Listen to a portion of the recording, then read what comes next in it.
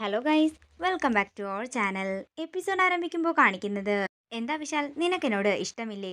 എന്താ അമ്മേ എന്നോട് ഇങ്ങനെയൊക്കെ ചോദിക്കുന്നതെന്ന് വിശാൽ ചോദിക്കുമ്പോൾ പ്രഭാവതി പറയുകയാണ്, എങ്കിൽ നീ പാർവതിയോട് പറ, ആ ഡയറി തുറന്ന് അതിലുള്ളത് എല്ലാവരെയും വായിച്ചു കേൾപ്പിക്കാൻ. നിന്റെ ഭാര്യ നീ പറഞ്ഞാൽ അനുസരിക്കുമെന്നല്ലേ നീ പറയുന്നത്? ഞങ്ങൾ കൂടി അതൊന്ന് കാണട്ടെ എന്ന് പ്രഭാവതി പറയുമ്പോൾ വിശാൽ പാറുവിനോട് ഡയറി തുറന്ന് വായിക്കാൻ പറയുകയാണ്. ഇത് കേൾക്കുന്ന ഗോപിനാഥ് ഞെട്ടലോടെ പാറുവിനെ നോക്കുന്നു. തുടർന്ന് പാറു ആ ഡയറി തുറക്കുകയാണ്. എന്നാൽ ഡയറിയുടെ ഉള്ളിലെ പേജുകളിൽ ഒന്നും തന്നെ എഴുതിയിട്ടുണ്ടായിരുന്നില്ല. ഇത് കാണുന്ന പാറു അമ്പരപ്പോടെ നിൽക്കുകയാണ്. എന്താടി നിനക്ക് വായിക്കാൻ ഇത്ര പ്രയാസമെന്ന് പ്രഭാവതി ചോദിക്കുമ്പോൾ ഇതിന്റെ അകത്ത് ഒന്നും എഴുതിയിട്ടില്ലെന്നും വേണമെങ്കിൽ നിങ്ങൾ നോക്കാനും പറഞ്ഞ് എല്ലാവരെയും കാണിക്കുകയാണ് പാർവതി. ഈ അവസാന പേജിൽ ഒരു ചിത്രവും എന്തൊക്കെയോ കണക്കുകളും മാത്രമേ ഉള്ളെന്ന് പാറു പറയുമ്പോൾ നിനക്കിപ്പോ തൃപ്തിയായോ പ്രഭാവതി എന്ന് ഗോപിനാഥ് ചോദിക്കുന്നു. ഇത് കേൾക്കുന്ന പ്രഭാവതിയും വിനയും റിയയും കൂടി അകത്തേക്ക് പോവുകയാണ്. നിനക്കിപ്പോ തൃപ്തിയായല്ലോ എന്ന് വിപിൻ പല്ലവിയോടും ചോദിക്കുന്നു. തുടർന്ന് ഗോപിനാഥും വിപിനും പറയുകയാണ്, പാർവതി തന്നെ ഇതിനകത്ത് എന്താണെന്ന് വെച്ചാൽ കണ്ടുപിടിച്ചാൽ മതി. തുടർന്ന് വിശാലും പാറുവും അതിലേക്ക് നോക്കി നിൽക്കുകയാണ്. നേരം രാത്രിയാകുന്നു. പിന്നീട് കാണിക്കുന്നത് പാറു ആ ഡയറിയും പിടിച്ചുകൊണ്ട് എന്തൊക്കെയോ ആലോചിക്കുന്നതാണ്. ഇത് കാണുന്ന വിശാല് അങ്ങോട്ടേക്ക് ചെന്നിട്ട് പാറുവിനോട് ചോദിക്കുകയാണ്, എന്താടോ എഴുതാത്ത താളുകളിൽ താൻ എന്തെങ്കിലും കാണുന്നുണ്ടോ? അല്ല വിശാൽ സാർ, വർഷങ്ങൾക്ക് മുമ്പ് ആചാര്യ വക്കീലിനെ വിശാൽ സാറിന്റെ മുത്തശ്ശനല്ലേ ഇത് ഏൽപ്പിച്ചത്. എന്താണെങ്കിലും ഒന്നും കാണാതെ ഈ എഴുതാത്ത താളുകളുള്ള ഡയറി അദ്ദേഹം ഏൽപ്പിക്കില്ലല്ലോ.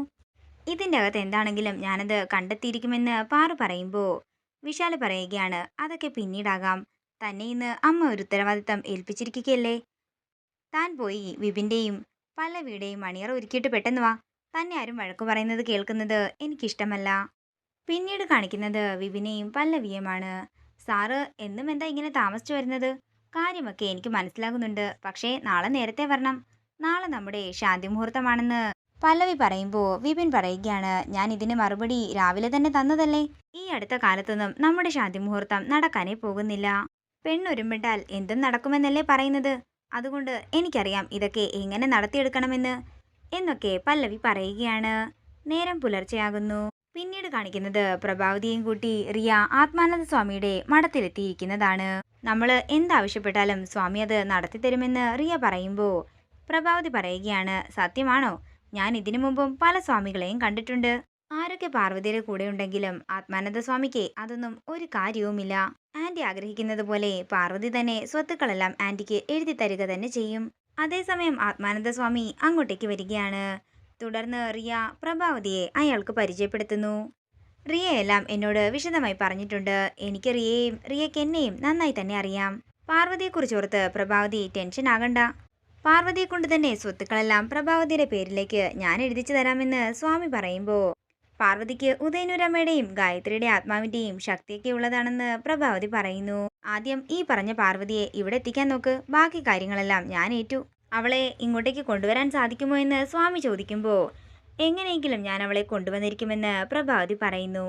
എങ്കിൽ കാര്യം ഞാൻ ഏറ്റെന്ന് സ്വാമിയും പറയുന്നു. അങ്ങനെ സ്വാമിക്ക് ദക്ഷിണ കൊടുത്ത് പ്രഭാവതിയും റിയയും അവിടെ നിന്ന് ഇറങ്ങുകയാണ്. പിന്നീട് കാണിക്കുന്നത് ഗായത്രി വില്ലയാണ്. പ്രഭാവതി റിയയും കൂടി പാറുവിന്റെ അടുത്തേക്ക് ചെല്ലുകയാണ്.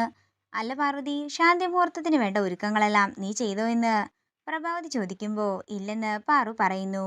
ദേ പാർവതി, നീ എൻ്റെ വിധം മാറ്റാൻ നിൽക്കരുത്. എത്രയും പെട്ടെന്ന് ഒരുക്കങ്ങൾ നടത്താൻ പറഞ്ഞുകൊണ്ട് പ്രഭാവതി അവിടെ നിന്ന് പോകുമ്പോൾ ശാന്തി മുഹൂർത്തം മുടക്കാൻ എന്താ വഴിയെന്ന് ആലോചിക്കുകയാണ് പാർവതി. അതേസമയം ഗാർഗി പാറുവിൻ്റെ അടുത്തേക്ക് വരികയാണ്. പാർവതി, എന്നെ പ്രഭാവതി അമ്മയായി ഇങ്ങോട്ടേക്ക് പറഞ്ഞു വിട്ടത് പല്ലവിയുടെയും വിപിൻ്റെയും മണിയറ ഒരുക്കാൻ വേണ്ടി. നീ വരുന്നില്ലേ എന്ന് ഗാർഗി ചോദിക്കുമ്പോൾ ഞാൻ വരുന്നില്ലെന്ന് പാറു പറയുന്നു. എന്താ പാർവതി, നിനക്കെന്തെങ്കിലും എന്നോട് പറയാനുണ്ടോ? നീ എന്താ കഴിഞ്ഞ ദിവസം പല്ലവിയോട് ശാന്തി മുഹൂർത്തം നീട്ടിവെക്കാൻ പറഞ്ഞത്? ഇത് കേൾക്കുന്ന പാറു വിഷമത്തോടെ ഗാർഗിയെ നോക്കുകയാണ്. ഇതോടുകൂടി ഇന്നത്തെ എപ്പിസോഡ് ഇവിടെ തീരുകയാണ്. വീഡിയോ ഇഷ്ടമായെങ്കിൽ മറക്കാതെ ലൈക്ക് ചെയ്യുക, ഷെയർ ചെയ്യുക, കമന്റ് ചെയ്യുക. കൂടുതൽ സീരിയൽ അപ്ഡേറ്റ്സിനായി മറക്കാതെ സബ്സ്ക്രൈബ് ചെയ്യുക നയൻസ് ക്രിയേഷൻസ്.